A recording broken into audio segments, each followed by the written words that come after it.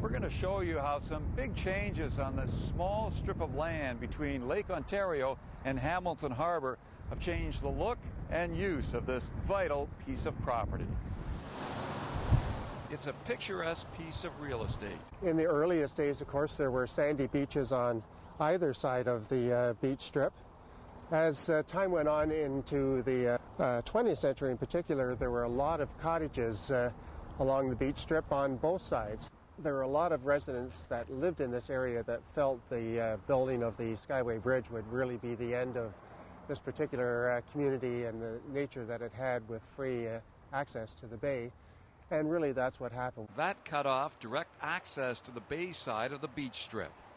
Even since the construction of the first Skyway Bridge, there's been even more dramatic changes, filling in for the Canada Centre for Inland Waters, the twinning of the Skyway Bridge, and Eastport Drive, so that now, even though it might look that the beach strip is narrower than it was in its heyday in the 30s, 40s, and 50s, it's actually an even bigger landmass because of so much landfill.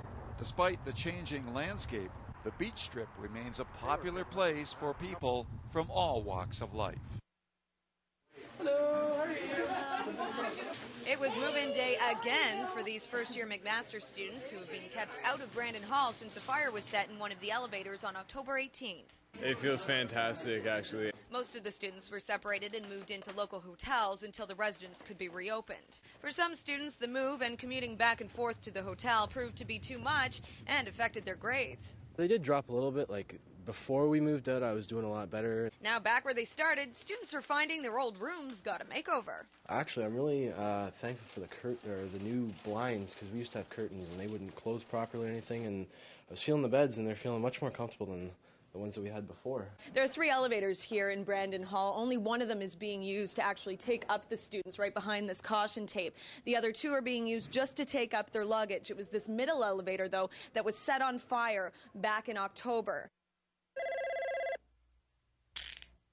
At approximately 1 in the afternoon on Saturday, June 23rd, an 85-year-old man had just bought a lottery ticket at the 7-Eleven store located on Main East in Ottawa and Hamilton. He was walking west on Main toward Grosvenor Avenue when a man surprised him from behind and threw the senior to the ground. The suspect reached into the elderly victim's pockets looking for money. Witnesses to the robbery saw the thief make his escape by crossing Main Street and heading towards the Memorial School grounds. On September 8, 2005, Michael and 4 friends had driven from Niagara Falls, New York, and dropped into CD Sports Bar, located on Ottawa Street North in Hamilton. After the bar closed, clusters of people were milling about in the parking lot at Roxborough and Ottawa. Michael and a friend were seen talking to a couple of girls, while the rest of his buddies were waiting in their car nearby.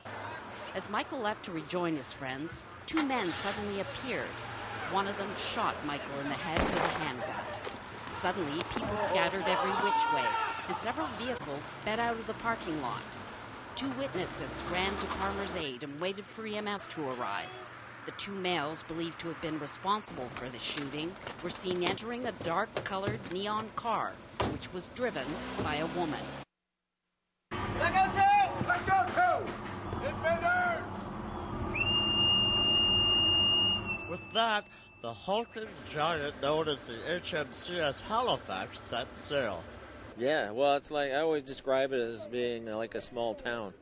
It weighs nearly 5,000 tons. It's 450 feet long, and it swallows about 11,000 liters of gas every hour. Speed 28 headset, sir. This massive metal seems to turn on a dime.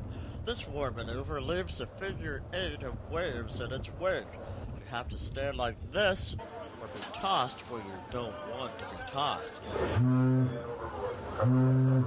This practice drill showed guests how versatile these sailors are. Roger, fast!